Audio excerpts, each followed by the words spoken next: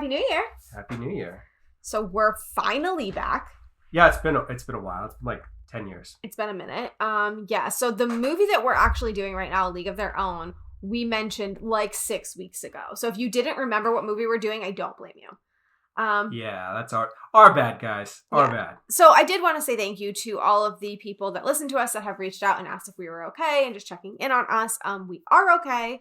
2020 just kind of got us. Yeah, it's been not the way that 2020 traditionally gets you, but it's been a long year and we had a lot of things going on. Yeah. So we kind of I took a step back. Missed a few episodes. Yeah, I took a step back because I was a little bit of emotional about losing our dog, and I'm sure you guys heard about that on the podcast. We did try to just kind of push through it, but I did need a break, and then we just had a hard time unbreaking. Unbreaking, Christmas, and there was a lot going on because it's the end of the year and everyone's life gets hectic this time of year. Yes, so we are going to do our best to be back full speed ahead. We're actually pre-recording right now, which I'm very proud of us. Go us. And I think we're going to even watch the next movie tonight. So I'm going to do my best to push her to actually watch the movies because that's the hardest part of the podcast. Yes. So we are going to do our best. But yeah, so here we are. We're back. It is A League of Their Own. We didn't want to just leave that when we said we were going to do it. We're doing it.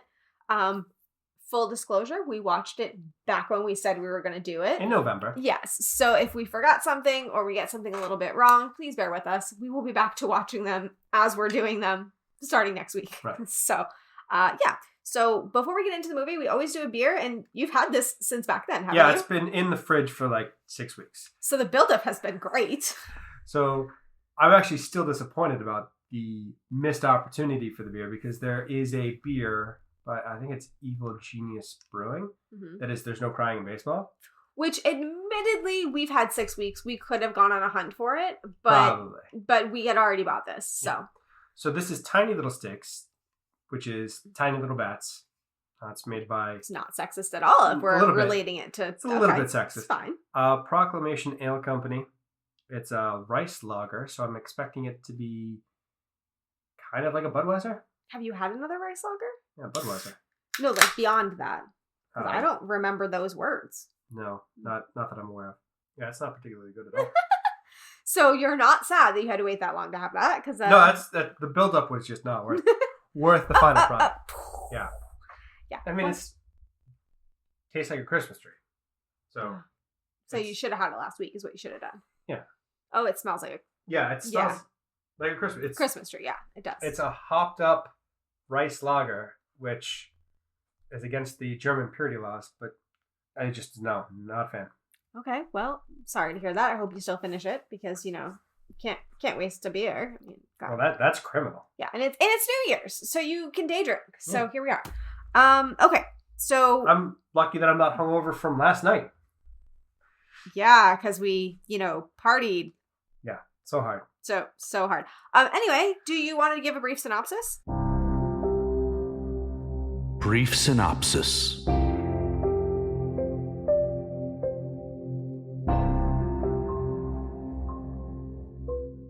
Brief synopsis, if I can even remember the movie. Mm-hmm. That's a dramatized telling of the history of the All-American Girls Professional Baseball League, which is a mouthful. They should have just gone with WMLB. You really needed to say that. You've been saying that since... Well, yeah, because it's a stupid name. So yeah, it's the story of the founding of the Women's Baseball League during World War II. And, I mean, they got some of it right, they got some of it wrong, but it's a movie adaptation of a historical thing. Yeah, basically. Done. Yeah, basically. So one of the reasons I picked this back then, if I remember correctly, is because we do a lot of true stories about men. We do a lot of different things when it comes to war stories. We've done, I can't even remember everything. Well, most sports movies are male oriented. Yeah, and even we've done male criminal type movies and stuff. So I wanted to do a true story about women. I just, I wanted to do it. So here we are. We're doing it. And actually, I really enjoyed this movie. It's been a while. But it's been a while, yeah. But I enjoyed it. And it's kind of one of those classics that I hadn't seen it. Had you seen it previous? So yeah, classics that we hadn't seen. Shocker, something new and different for us. I see we're really making a new mark in the new year. But yeah, and was this recommended to us? I feel like it was. It was. I think it was recommended because we have done quite a few Tom Hanks movies because Tom Hanks. No shame, and I will continue to do so. Yeah, and if you don't like Tom Hanks, then you can stop listening right now. Yeah. Sorry, not sorry. But he's always the affable, good-hearted, friendly guy that is Tom Hanks. Like right. he plays himself. He's Tom Hanks, yeah. I mean, so. So I think Krista recommended this movie because he plays a degenerate drunk. And he's not a likable character. Although he's probably the most likable drunk that I've watched on film. Mostly because he's Tom Hanks. Yeah. So, Krista, thank you for recommending this movie. I'm actually really happy that we watched it. But yeah, so we can start with Tom Hanks because, we go through the cast. So he plays Jimmy Duggan, which from my understanding is a combination of two real life characters that they kind of mixed together to make one. So he's basically a washed out baseball player who clearly was a drunk. Yeah. And they put him as the manager of the female baseball team to basically attract an audience. They wanted people to watch him, so then they would watch the women. And I think the drinking and the washed up was taken not from the two people that he was based on, but rather Mickey Mantle. Because Mickey Mantle very much had a drinking problem, and he had a very significant knee injury that cut his career shorter. Mm-hmm. So makes sense. Yeah. Yeah, and I guess an audience is more likely to watch a drunk dude than a female sports player. So cool. Great. Off to a good start. But yeah, he plays a drunk. I think the most popular scene from him in this movie would be the peeing scene because even he didn't know when he was going to stop peeing, which is quite amusing. 53 seconds, right? Wasn't that what it was? Something like that, yeah. Or there's no crying in baseball. And that was actually taken from a real life quote. Something, I don't remember the exact quote, but it was modeled after a real life quote. Well, I think there was the "You're killing." Oh, there's that one, but there's also the "You're killing me." Yes, there is that one too, which I thought was going to be "You're killing me, Smalls" as I was reading the trivia, but it's not. That's the Sandlot, different baseball movie. Hey, it's off baseball. So anyway, then there is Gina Davis, which we've done other Gina Davis movies. The one that comes to mind for some reason is the space. Earth Girls Are Easy. Earth Girls Are Easy, yeah. Have we done other ones? Because that's the one that popped into my head. I don't think we've done another one, but we have done another Gina Davis movie, and that's it. She's obviously, at least to me, most well known for Thelma and Louise. I don't know if she's most well known for something else to other people, but I mean, yeah, she's in that. I think she's in Stuart Little as the mom. I think you're right there. Isn't she in Beetlejuice? Yes. Yeah. So she's Gina Davis. You had some little factoids about her that I thought were really interesting. Yeah, she's basically a superhuman. She's in Mensa because she has a genius level IQ. Yeah, what I read was 140. You said over 140. But she's in that top end spectrum. I think she's also an Olympic silver medalist in archery, if I'm not mistaken. So she's Superwoman. Yeah, no, she's basically Wonder Woman. So Wonder Woman just came out, but this is really her. Okay. So she plays Dottie Hinson, which was a real life Rockford Peach baseball player, and quite a good one. Well, it's based off Dottie Collins, but yes. Okay, but based off a real life baseball player. Rockford Peaches is what they call them, and I believe that's the actual team name because I did actually look that up. Correct. But she plays with her sister. She gets recruited by John Lovitz, which we will talk about him, but ew. And gets recruited, and it's kind of mostly the story between her and her sister and how they deal with the challenges of a female baseball team as it's starting out. So I mean, I didn't have any issues with her. I know there's some people that don't like the way she treats her sister, but I guess we'll talk about the conflict later. Yeah. Thanks for your help there. Lori Petty would be the next person. She's the sister, Kit. Yeah. We know her from Orange is the New Black. I mean, the voice was a giveaway. Yeah, she's in that. I saw her in Tank Girl, which is just a terrible movie. So do not recommend that for the podcast. It's really bad. I already put it on the list, not gonna lie. It's got a mutant kangaroo voiced by Ice-T.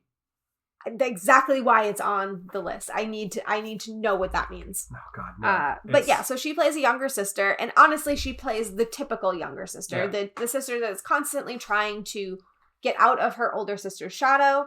She clearly looks up to her, but still wants to stand on her own 2 feet. Right. She wants to have her own name rather than being Dottie's sister. Right. So her whole life is based on her older sister's success, and it's just it understandably gets on her nerves. Yes. And, okay, so she is actually my Gilmore Girls reference. okay. She was in Pray for Rock and Roll, which, by the way, I watched the trailer. Lots of sex, but I'm still so into it. With Shelley Cole, who plays Madeline in Gilmore Girls. Oh. Yeah, so look at me go. I don't even think I've used that connection before, like Madeline. I don't think I've used her, so 2020 started off good. 2021, oh God, I'm never going to get it. It's 2021. Yep. The other ones are more smaller roles, but we should still, I guess, mention them quickly. Madonna plays C.F. May Mortabito. Rosie O'Donnell plays Doris Murphy. Don't skip out for that. That's my Game of Thrones reference. Or Lord of the Rings reference. You said Game of Thrones. Yes, well, it's Lord of the Rings through Game of Thrones. Ah, got you. Okay, go ahead. So, Rosie O'Donnell was in the Flintstones with Mark Addy, Mm-hmm. who was on Game of Thrones with Sean Bean, who is in Lord of the Rings. So we did a ping ponger. Got it. That's the only one I got. It was Mm-hmm. painful. So this took a long time. Yeah, I went through literally everyone on the IMDb until I got to someone that even was close. I would love to see if our audience could find a Lord of the Ring reference from this movie better than you did. I mean, challenge. I throw down the gauntlet. If you can do it, hats off to you. If you can do it, what are we going to do for them? I don't know. We'll send them something. Okay. All right. Let's see how that goes. And then there's a bunch of other people. I don't know that anybody is super important to mention except for John Lovitz, which I do not even see him on the IMDb. Oh, there he is. He's really far down considering that he was a relatively big role. But he played Ernie Capadino, which is the person who recruited the girls and... The talent scout. The creepy, sexist nightmare of a man. Yeah. And he literally reminded me of his character in Wedding Singer, with just the creepy face coming behind the curtain and stuff. That was a very small role, but I mean, he's always the creepy weird guy. Like, that's kind of his thing. So maybe he just is a creepy weird guy. Yeah. I don't know. I mean, hey, if you're out there and you're listening, I'm sorry, but I mean, your roles are stating that you're pretty creepy and weird. But yeah, that's so it. I mean, there are other actors that are pretty famous in this movie, but these are the important ones, so we'll stick with that. Okay. So this movie is a little controversial in this house, I think. Yeah, because we disagree on the fundamental flaws of humanity. Yeah, so this should be fun. But one thing I wanted to mention before we get into any kind of arguing is that this movie was actually auditioned by like thousands of people, including big stars. They had to actually come into audition because they needed to play baseball. Yeah, they needed to actually be able to play baseball. None of the actors, minus Gina Davis, used stunt doubles in this movie. They did all of their baseball playing on their own, and all of the bruising and stuff was real injuries. Well, I think the only reason that she did use a stunt double is because she couldn't do the flying split. Well, she could do it, but something about couldn't get it on camera or something. Well, no, she can do a split, but she has to like go down, not just a sliding. Oh, right. She can do it, but she can't slide. Yeah. That's what it was. Yeah. So they did teaching the women how to slide on a slip and slide, and they had to stop because people were getting concussions. The first 3 women all got concussions. Yeah, and they said that the catch that Gina Davis did behind her back, the stunt double was going to do it, but the stunt double couldn't do it. So Gina Davis said she'd give it a shot, and she ended up being able to do it for the film. Like, that's so crazy to me. But yeah, so that's probably why some of the actors in this is not people you would necessarily think would have been like big stars of this. I think Demi Moore was considered for the role, but I guess it's good that she wasn't in it because I can't picture her actually playing real baseball. Can you? I mean, I'm sure she would have done it. They did some intense stunts. Like, good for freaking them.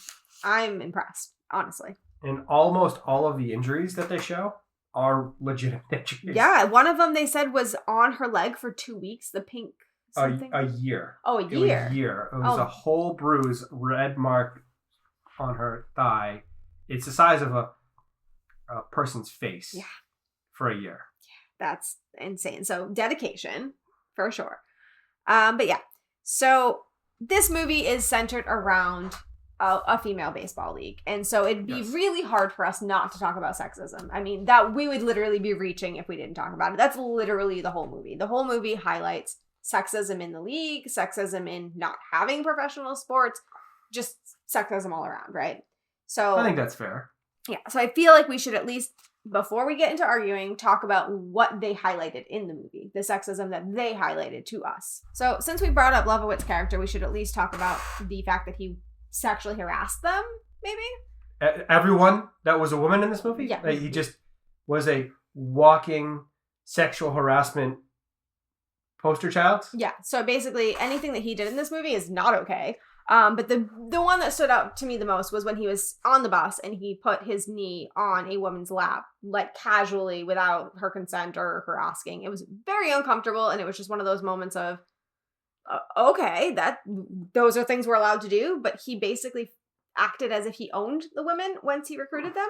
It was very uncomfortable. He was very creepy. Just, it's so wildly inappropriate by today's standards. Yes. And we're still not where we should be, but that's just so beyond the pale. Yeah, and I mean, to say that doesn't still exist today would be wrong. Obviously it does. But hopefully we're moving away from it.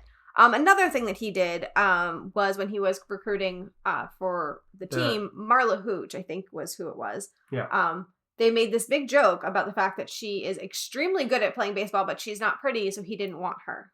Like, the entire movie basically said that she's hideous, and we're going to stick her in the outfield. We're going to do all, like...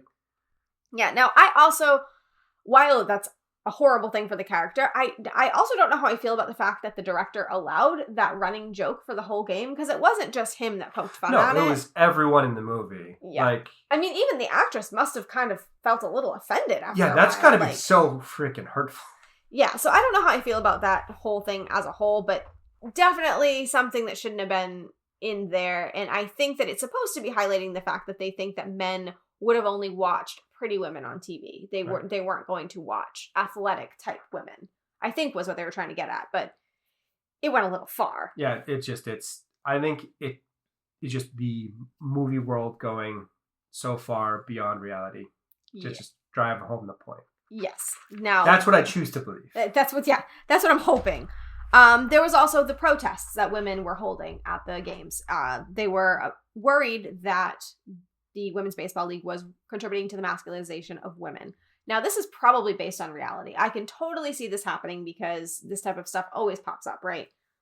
I mean, yeah, it's tied to the whole Rosie the Riveter and going to help the war effort by getting a job in a factory that is typically a man's job, which I'm sure there was a lot of back and forth on that in this time because it was not a traditional role for a woman to do. Right. And one of the quotes that they say is, when our men come home, what type of women would they be coming home to? That's terrible. Like, a woman playing baseball does not change her character or change her value as a woman. I don't understand that concept. But yes, they did that. And I mean, we haven't moved away from that. I mean, look at the clips that we saw of, they were asking women about the patriarchy now, and they were Trump supporters. And they said something about presidency being a man's job. And they were saying, so you don't think that a woman would be good at that? And they were saying, no, they're hormonal. They would start all wars. And the response from the reporter was, but all wars have been started by men, haven't they? And they're just like, yeah, I just think of it as a man's job. Like, that's today. That's today. That's a problem that we think that way. But no, we think that way. As a society. Certain people that are unfortunately numerous think that way. Yeah. And that was a woman that said that. Just, in context. So, concerning, but not surprising, right? Another thing that was very sexist was the baseball uniforms, which, by the way, was modeled after reality. Yeah. So they had wool dress uniforms that were modeled after... It was like a dress skirt kind of combo. Yeah, and they were modeled after figure skating uniforms, which in figure skating, it makes a little bit more sense. You think of it like dancing uniforms. You're kind of dressed up. You're doing, a pretty dance, like that whole thing. Baseball, you're not in the dirt sliding. Right. You need... I'm assuming that men use knee pads or something to that effect so that they don't... Well, they have the long socks, the knee pants. Yeah, so they're designed for padding, yeah? Well, not padding, just coverage so that you don't rip off your skin. Yeah. Yeah, so, I guess we women don't need to worry about ripping open our skin, or do we have stronger skin? I don't understand. Just gotta let it go. It was a sexist thing, and it was just horrible. And the reason they did that was to try to attract male viewers. That they were hoping that if a pretty girl was sliding in a skirt and maybe they get a chance of an upshot, I guess, that they would actually watch, which is disgusting. So lovely. Also, they made them go to charm and beauty school, which is true. Yes, they did. So they had to not only be I don't know baseball how players, that has any bearing on your ability to play baseball or any relevance whatsoever, but yes. But apparently a girl with poor manners is not a girl that we should be watching on TV. Oh, spare me. Well, but these are the things that the film showed. So, I guess my thing now is that we should be beyond that, and I don't feel like we're 100% beyond. I don't think we need to go to charm and beauty school or anything like that, but I do think that women are expected to be presented in a certain light in front of. I do think there is a bit of a double standard there, honestly, because the NFL especially is full of a lot of very objectionable character people. Do you mean murderers? Murderers, abusers, drug offenders, violent criminals. Yeah, a lot of things, and they get away with it. Is the problem? Well, they're just oh yeah, we have a potential murderer on our team. Oops! No, man, no. That's the guy. Didn't one of them beat his wife in an elevator or something? Yes, he got kicked out of the end. Oh, good. NFL. I'm very proud. It took a while, but here we go. Yeah, there was a whole big controversy over that, and I'm glad that the pressure of the public made that happen. There's still a person that punched his pregnant girlfriend in the stomach playing. Oh, good. So that's allowed. Yeah, that's fine, I guess, as long as you're talented. But I mean, isn't it? Was it Venus Williams? One of them, the sisters, the tennis player. She swore on TV or something, and there was a whole controversy about it, about how she wasn't ladylike and she was acting. There definitely is that double standard. And it was just are you kidding? They swore on TV? Come on here. That's ridiculous. But you'll occasionally hear swearing on the live broadcast. We see Brady mouthing swears all the time. I mean, come on. Ridiculous. But it's okay because he's a man. So there was something in the movie where they discussed the lack of popularity of baseball, and it kind of leads into our argument, I suppose, but we did want to mention the actual reality that it was actually popular. It was quite popular. Yeah, so it says the film portrays the league as initially unpopular and unprofitable until demeaning gimmicks are used to attract male audiences. What we just said, tiny little skirts and shit like that. In reality, the league was popular and profitable from the start, largely because it played in towns in the upper Midwest that had no way of watching live baseball. Eventually, though, the league did grow into 10-team, 2-division league, but the advent of televised baseball games in the early 50s would lead to the demise of the popularity. Well, I think you want to watch sports because there's a need to watch sports, and if you don't have access to get to Chicago or get to Boston from where you live, then you're stuck listening on the radio back then. And then if you can actually go out and see a baseball game, you're going to go pay the admission and go sit and watch a baseball game. So you're relegated to whatever dribble you're left with, is what you're saying? I think that's where I think that's the nature of that story, yeah. Okay. So, why don't we talk about it, right? So, the merits of a female pro sports team. So, I will start by saying that currently speaking, there are some female pro sports teams. We've got the WNBA. I think we did look up and we do have a female soccer team. We have a female pro softball team. Yes. I mean, there's obviously female tennis players because I already mentioned. So there are some, yeah, but I think we can both agree that the male pro sports teams are more widely publicized, more highly paid, and just more popular overall than women. Yeah. Okay. And can we also agree that the population is skewed in favor of women, not men? In terms of the raw numbers, yes. Yes. Okay. So why do we not have a female sports team now? Why were we able to back then? And why do we think it fell off of popularity really? I'm going to argue that it would be straight revenue driven, given that the male sports bring in considerably more money than the female sports. Okay, fair. But why do we think that is, though? I think that the viewership is more focused on the male sports because it's a predominantly male audience. Because men are more talented than women, or... I think men watch more sports than women. I don't know if that's controversial to say. But why do more men watch sports than women? Because, I mean, from my standpoint, I would wager to guess that part of the reason that women don't watch as much sports is that they look at it as they can't see themselves in the sport. They don't look to role models as like, oh, I want to be Tom Brady, because it's widely unacceptable for a woman to become a quarterback. I mean, that's just not, maybe it's possible in air quotes, but the idea that I could do that versus a man is just skewed completely not in my favor. I would argue that it is just how our brains are wired.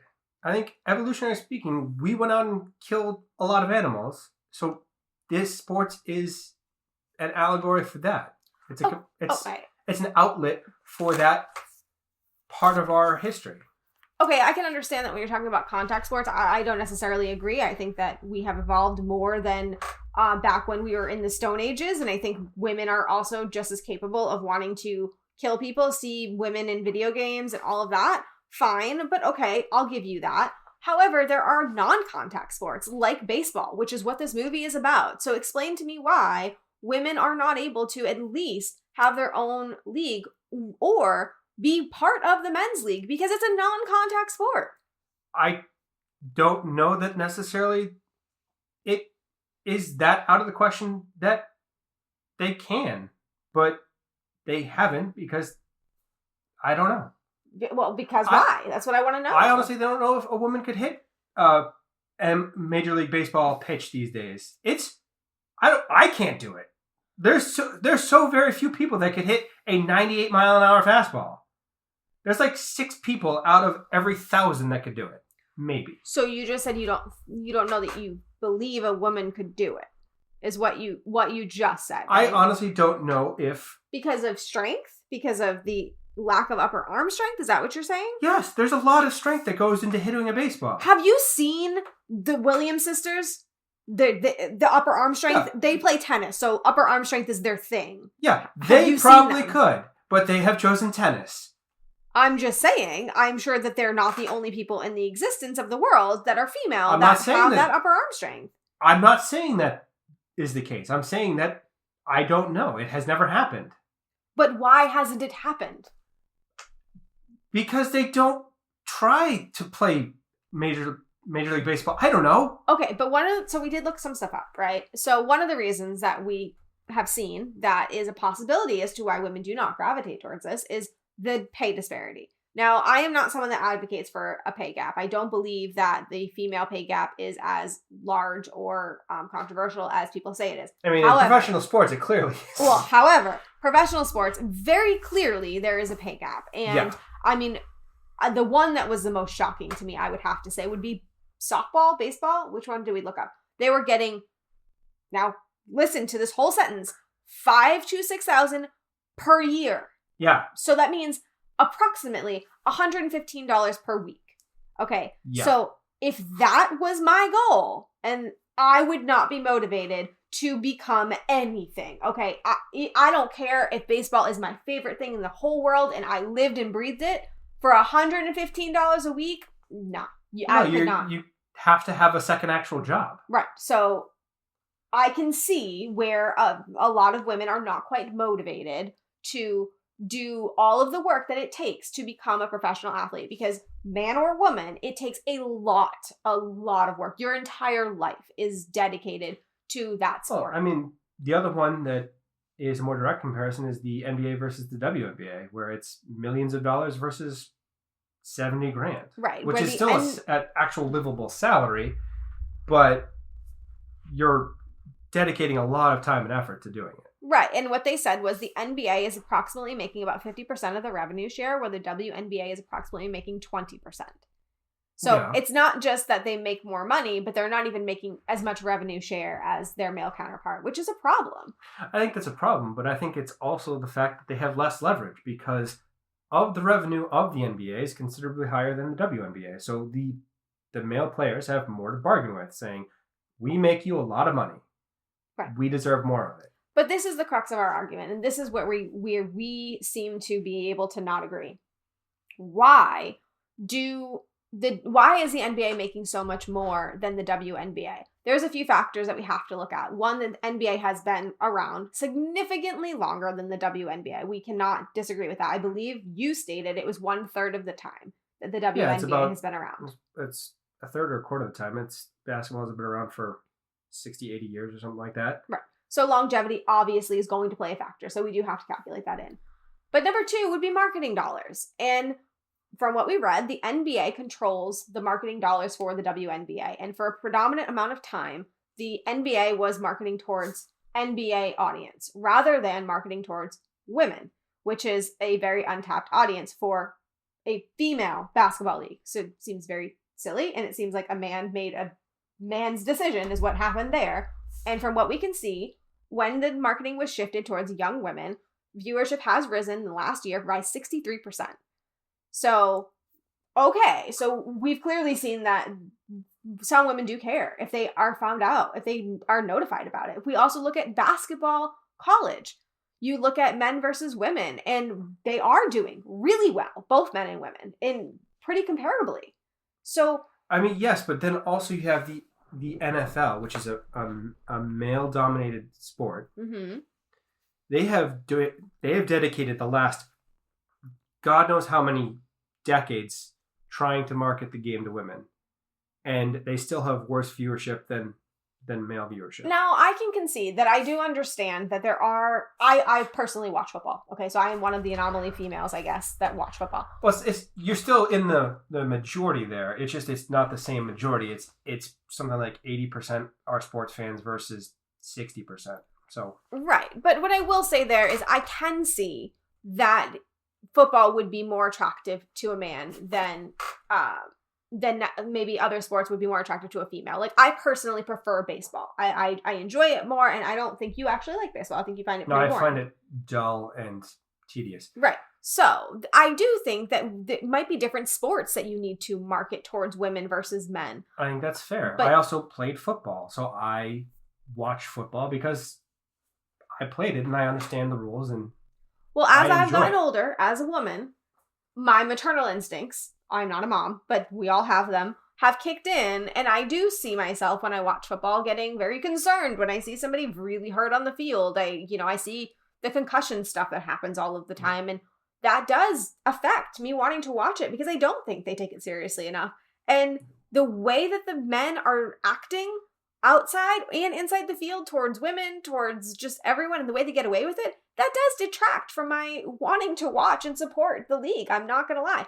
And the controversial race stuff that's been happening, it does detract for me. I do care about social issues, and I think women, by and large, are much more kind of vocal about that kind of thing and are more willing to change their viewing habits. So I do think that does play a role in, women watching football. And I think the NBA needs to clean up their image. I'm sorry. Like, it's not okay for you to keep somebody on your payroll that punched a pregnant woman in the stomach.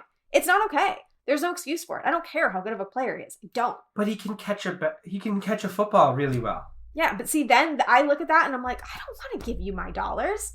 Like, if you think that's okay and you want to make money off of that, that's the problem.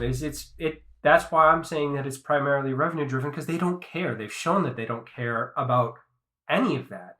If you're good at what you do, look at how many chances Antonio Brown has gotten. But what does that say about their viewers? What does that say about people that are saying, you know what, we don't care either. We're going to continue to watch and we're going to continue to give them money. Is that saying something about them or their viewers? Because both. They're motivated by the dollar. And if we keep giving them the dollar, we keep motivating them, right? Yeah. So, I mean. Yeah. We are all responsible for the content that we consume. Right. Like, you choose what you get to watch. You get to choose what you listen to. You get to choose what you see. And if you don't like what you see or what you hear, stop. Change the channel. Yeah, exactly. So I will say that I do think that the NFL is going to have a hard time attracting more women. So from there, I think we bring it back to baseball. Right. I mean, I think that personally, I think that baseball would have an easier time getting a female audience if they chose to market it. They don't have as much controversy. And I think it's a sport that women would be more interested in. I mean, that's entirely possible. I mean, women do have softball, and the United States has shown quite consistently that they're better at softball than any other country in the world. Right. So it's fair to say that if you're looking for talent, softball for females is a place you want to look. I mean, just have softball. What's wrong with having softball? I would be fine with that if they marketed it as consistently as they do male baseball. I mean, they have something like 17 gold medals in a row or something stupid. Right. So that should be more well known. That should be more on TV. It should be more. They should be having more brand deals. I mean, as we talked about when we were fighting about this, why is it that you have Michael Jordan partnering with all of these shoe companies or all these different people partnering with Nike and I don't know, name all of this stuff, right? But I'm sorry, but I'm a female and I'm pretty sure other females wear Nike or, other females wear, I was going to say Puma, but I think that's back from like the 90s when they were marketing that. Adidas. Right. Or women drink Budweiser or all of these different things. Do people actually drink Budweiser? Like, serious question though. It's garbage. Just as much women as men do or don't drink Fair, Budweiser. but those people stop doing that. You're making bad decisions. Right. No, there was somebody recently, an athlete, that partnered with a McDonald's or one of the fast food restaurants and it went viral. Like, women do these things too. Why can't we have these brand deals so that we're coming into a market of people that may not have necessarily seen sports before or had that advertised to them, but they do wear Nike or they do eat McDonald's or whatever. And now they're like, oh, there's somebody that's super like talented, that's a female that I could look up to. Cool. Yeah, I'm going to check that out. Why can't we do that? Why? I want to know. Because men don't want to take the chance on women because we're in a patriarchal society. So I'm going to say. Or that men have a proven track record of driving revenue where women's sports don't have that same track record. Men have a proven track record because men have been given the stage. That's a fair criticism, but it's still, at the end of the day, it's about the dollar. Well, that's stupid, is what that is. That's dumb. That's capitalism for you, darling. You cannot prove who's going to make more money if you don't give them the same amount of time and the same amount of funding.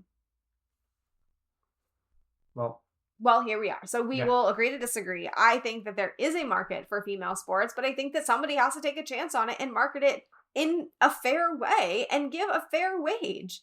You can't give me $5,000 a year and think I'm going to spend my life trying to become a professional baseball player. That's insane. That's not going to happen. Yeah. So, okay.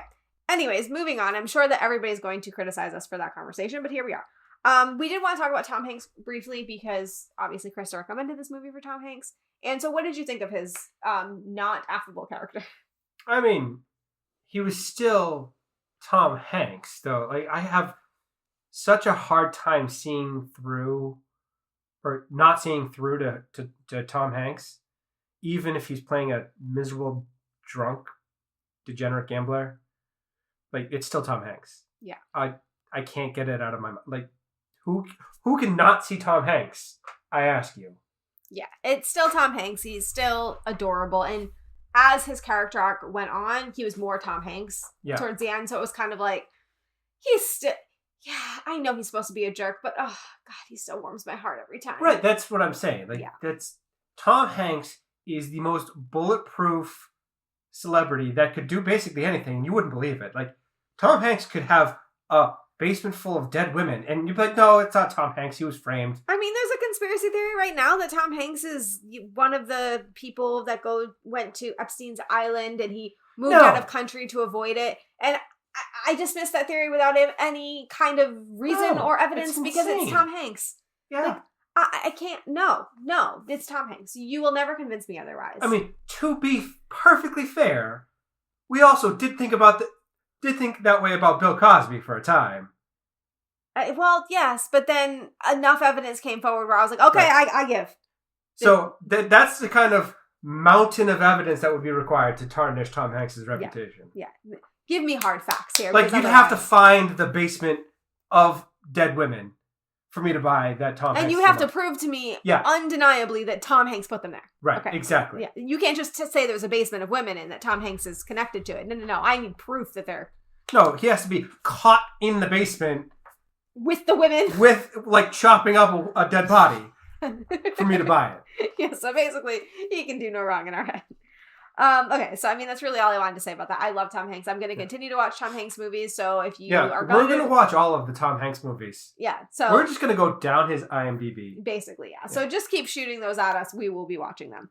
Okay, Madonna. Okay, so I was shocked to see her in this movie to begin with. I don't even know other movies that she has been an actress in. I'm sure she's been in others, but I can't think of them off the top of my head. I think most well known for Evita, if I'm not mistaken, where she plays the main character. Right. So anyways, I was shocked, and I thought she played almost like a strange character for her because she was like a tomboy, but not. She was I almost said a word I shouldn't say about women, so. A tomboy that is promiscuous to the point of being, that's her defining characteristic for this movie. However, she wrote a note about this movie, and I read it and I was like, oof, oof, oof. So I wanted to share the note that she wrote. So it says, I cannot suffer any more than I have in the past month. Learning how to play baseball with a bunch of girls, yuck. In Chicago, double yuck. I have a tan, I'm dirty all day, and I hardly ever wear makeup. Penny Marshall, Laverne, Gina Davis is a Barbie doll, and when God decided where the beautiful men were going to live in the world, he did not choose Chicago. I have made a few friends, but they are athletes, not actresses. They have nothing on the House of Extravaganza. I wish I could come to New York. So... Girl, get over yourself. First of all, this little letter here highlights all of the things that people perceive about women that is just not true, but she's like the stereotype in that. Like, acting like all she cares about is sexy men, extravagant things, being beautiful. Like, it's almost wearing makeup and not having to get dirty. Yeah. Way to advance your agenda. They're athletes, not actresses. So athletes are below actresses? Is that what we're saying? Because that's what it sounds like. So... You're a damn singer. You're not an actress either, so fuck off. Yeah. So it reeks of privilege, and Madonna is a prima donna, is what that comes out to. Yeah. She is 100% leaning into that trope. Yeah. And it makes me not want to seek out other Madonna movies because... Evita was widely panned, I believe. It's supposedly a terrible movie. I don't think I've seen that, but ew is what I want to say. Don't Cry for Me, Argentina? No, definitely never seen it. That doesn't, no. But anyway, balcony scene? Yeah. I've heard about it because of it's our infamous. president. It's infamous. Yeah, so anyway, I just think, ew, and I just feel it's like just it needs a crap to be thing about. to do. Like, you're not above other people just because you sing songs. Like, that's all you're famous for. So just go back to being obscure and irrelevant, please. Nice. You haven't been relevant since the 80s. So kind. Well, she hasn't been relevant since the 80s or 90s anyway. Like, who cares? Wasn't this like the 80s or 90s? This was 92. Okay, so she was relevant then. Even then, barely. Madonna was very relevant. Oh, God. No, she's not. Cone Bra? I mean, she was relevant. Can we make her irrelevant again? Okay. Wow. We're going to get heat. Anyway, Bechdel test, we do have to mention it really quick. Obviously, this movie passed. Really passed. But there's actually a website online where they like double check if you've passed the Bechdel test, and this movie clearly passed. But there was a little commentary there that I just wanted to bring up really fast if I can pull it up, although I'm not able to quickly. So basically what the person had said was that this movie only passes the Bechdel test because it is a movie of mostly all women and was only done because the men are quote unquote gone. And it makes it sound like they're saying that they've removed the men from this movie, which did not happen. The men are away at war and the women are center stage because they should be. Although there were a lot of men that were still there somehow. Well, Bill Pullman was the husband, Dottie's husband, I believe. Away at war, but there were men at the bar. There were men. There was the guy who was the chocolate guy, which was modeled after the person who owned Wrigley Chewing Gum. So yeah, there were men. There were men in this movie. No, they're not the center stage. But guys, we don't need them to be center stage in every movie. I don't think that there needed to be a more prevalent man in this movie. I think Tom Hanks was great for where he was. I don't think they needed to have a male lead role in a movie about female baseball. So Yeah. I don't find it sexist that they weren't as popular or prevalent as the women in this movie. Also, it's historically accurate because the men were gone fighting World War II. Yeah. Like, a lot of men left the United States to go shoot Nazis. Yeah. So I don't think this movie was devoid of men. I just think that this movie was showing a part in time where women were center stage. It was showing an event that women were the most prevalent. So whoever you are, screw you. That's what I want to say to that. Also, we do talk about love stories in movies, especially when we're talking about true stories. We generally talk about the fact that they've kind of inserted a love story that's unnecessary, and it just usually seems like they're pandering to women. Yeah, Pearl Harbor is a perfect example of that, where there's a double love triangle, like a love triangle in the middle of Pearl Harbor. Yeah, it almost feels Stop like it. you got a movie that you think that men are going to gravitate towards, but you want to bring in women too because you know that there's so many of them and they're going to go with their wives and blah, blah, blah. So you have to give us a little love story. You want a interested. date night movie is what you're looking for because that's 2 tickets rather than 1 ticket. Yeah, and you don't think that women will enjoy a movie just about war. They have to have a love story. So, ew. But thankfully, this movie is directed by a female, and she and I believe Gina Davis, but we don't know which one did it, but they said, you know what? The love story that was going to happen between Dottie and Tom Hanks' character, which I forgot his name for a moment, but there we are. Jimmy. Does not need to happen. It doesn't.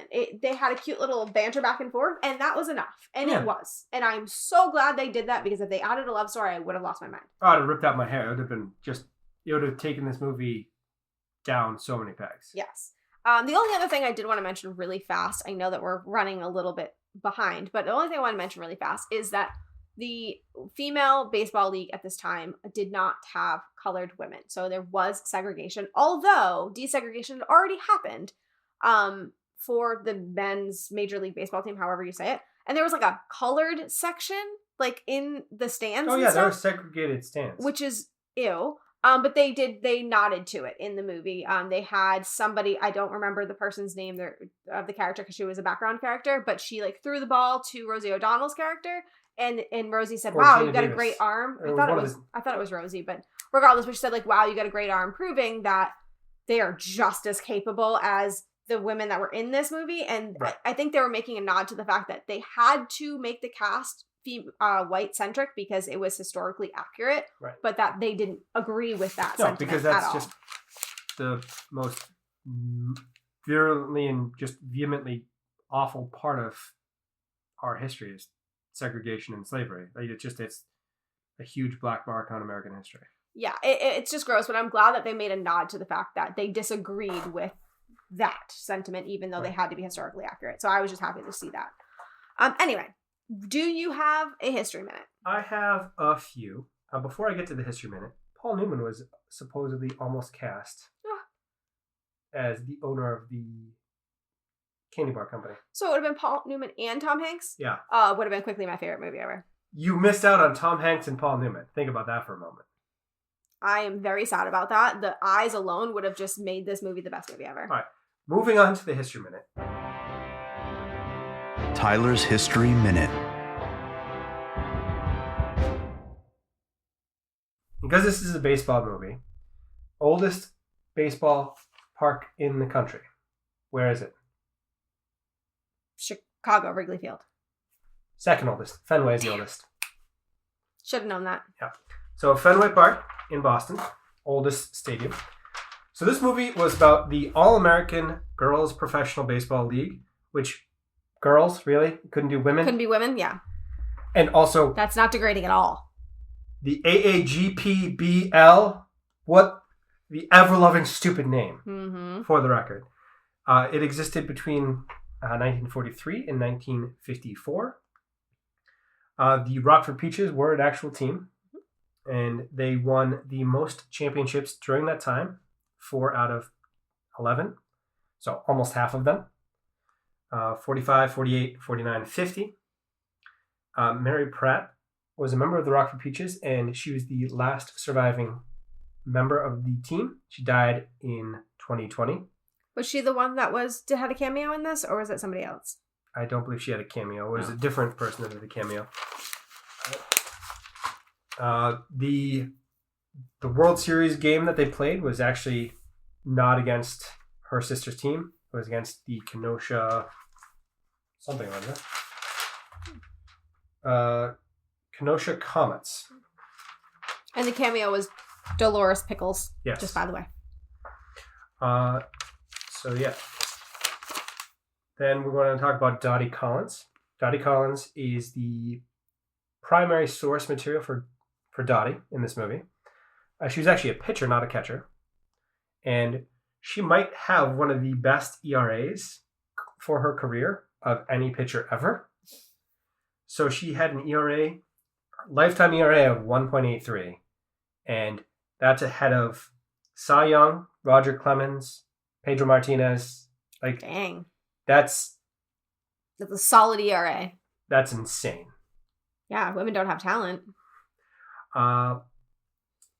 So Branch Rickey was one of the owners that started this league. He was also the person that broke the segregation barrier by signing Jackie Robinson. Oh, good for him.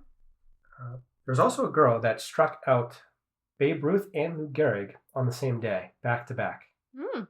Women don't have talent. At 17 years old. Dang, get it, girl. So Jackie Mitchell, 17-year-old, struck out both Babe Ruth and Lou Gehrig to the point where Babe Ruth had the umpire inspect the ball because he thought she was cheating. Because he couldn't take the women can play baseball. And then from there, it's a long history, man. Bear with me. So they talked a lot about rationing in this movie because it's World War II. Yes, it did. Rationing was a very significant part of American life. People put everything into the war effort. For gasoline, A was the lowest.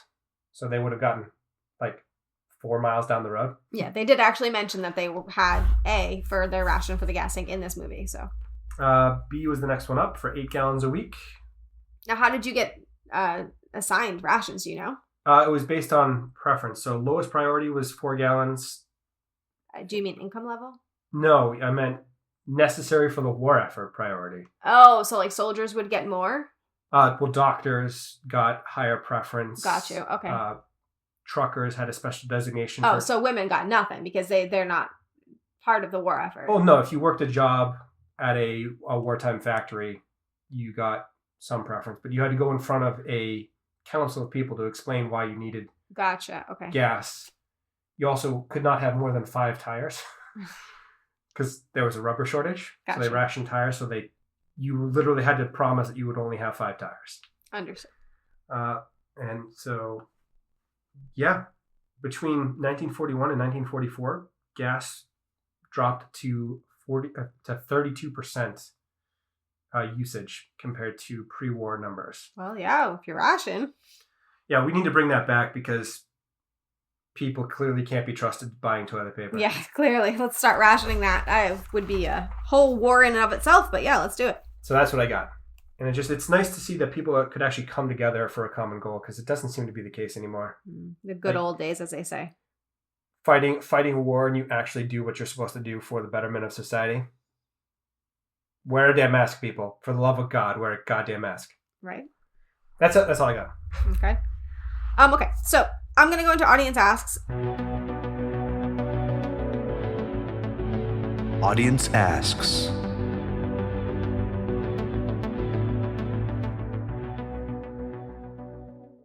They're old because it literally is from, do I even have the date? Yeah, November 28th. Okay, so Positivity Wolf, he said, baseball has a lot of unwritten rules, and Tyler seems like he'd be one to try to enforce every one of them. What's your favorite and or most ridiculous unwritten rule of baseball? Now, I'm assuming, knowing you, that you do not know what the unwritten rules of baseball are. Is that correct? Not a lot of them, no. So I'm going to read some of them to you because I Googled it because, that's who I am. So for the batter, do not bunt or break up a no-hitter. Do not swing on a 3-0 count when your team is comfortably ahead. Do not spend your time admiring a home run you hit. Do not steal bases if your team is ahead by a significant amount. Do not swing at the first pitch of the at-bat if the pitcher has allowed back-to-back home runs. Do not work the count if your team is winning or losing by a significant amount. Do not rub the spot where you were hit by a pitch. Do not walk in front of a catcher or umpire when walking to the batter's box. Do not stand on the dirt near home plate when the pitcher is warming up. Do not assist a member of the opposing team. Do not speak to a pitcher who is in the process of throwing a no-hitter. For the pitcher, a pitcher who is removed from the game in the middle of an inning must stay in the dugout until the end of the inning. A pitcher should not indicate displeasure if one of his fielders commits an error. And then for the fans, do not discuss a no-hitter that is currently in progress. Punishments for violating unwritten rules include beanball wars. These beanings can result in bench-clearing brawls. Yeah, getting hit with a pitch. Gotcha. So if you do one of those things, you get pegged for being a dick. Okay, so what do you think is the most ridiculous? Because I have my opinion, but... I mean, I actually have heard of one of the controversies because I was listening to sports radio on my drive. Okay. Back before Corona. Like you do. So there was a game where there was a huge discussion over a person flipping his bat because he hit the game-winning home run. Oh.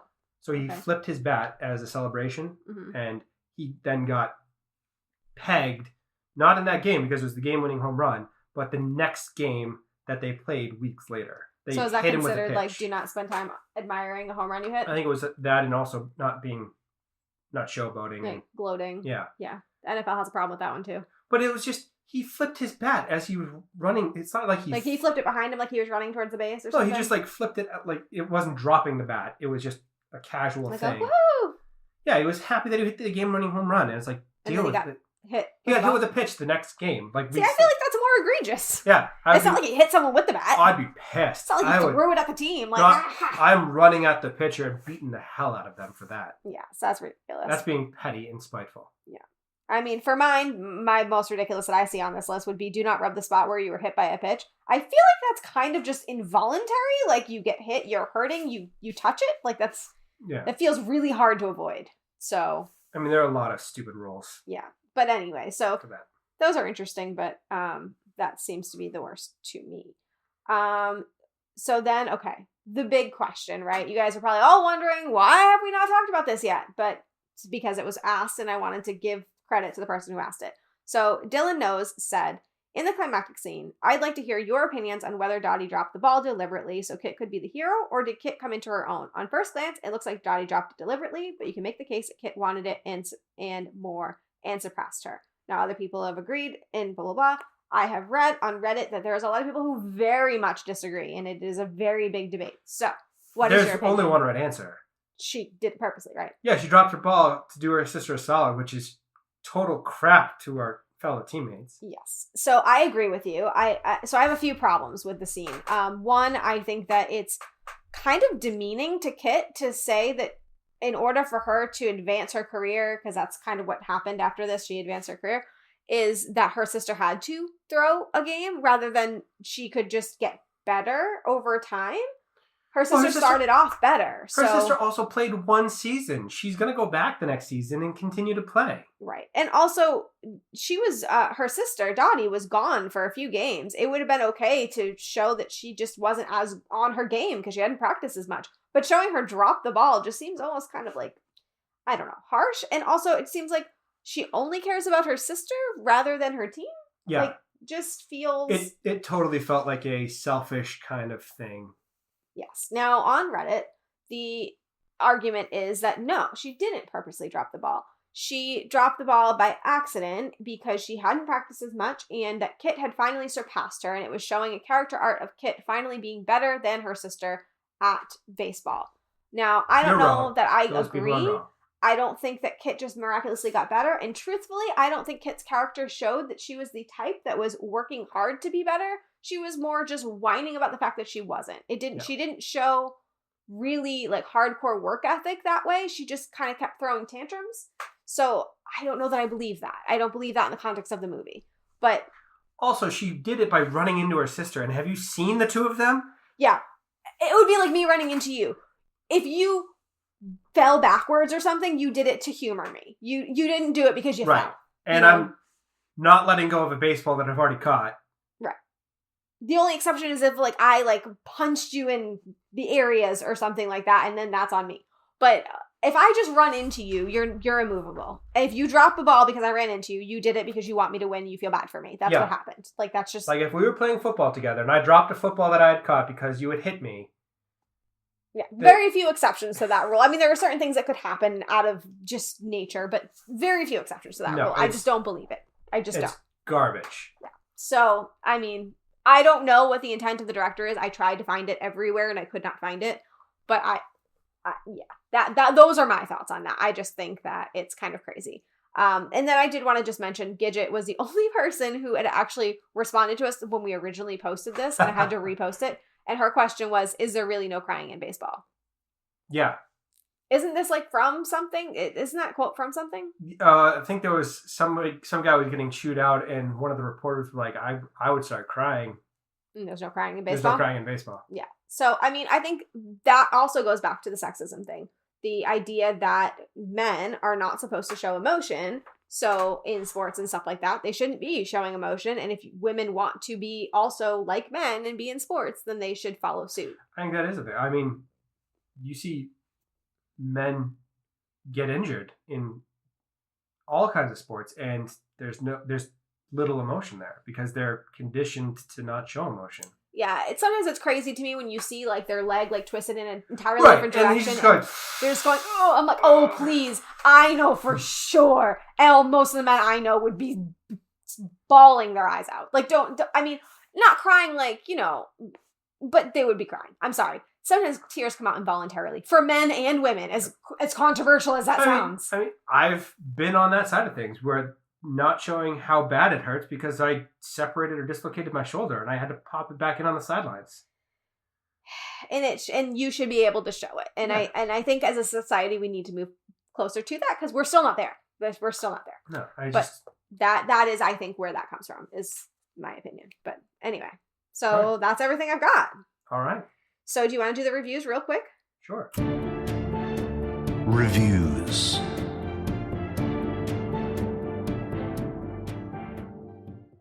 All right, so Rotten Tomatoes, the critic score is 78. Oh. Which is actually lower than I expected. Me too. Audience score of 84. Okay, that's closer to where I was expecting. So...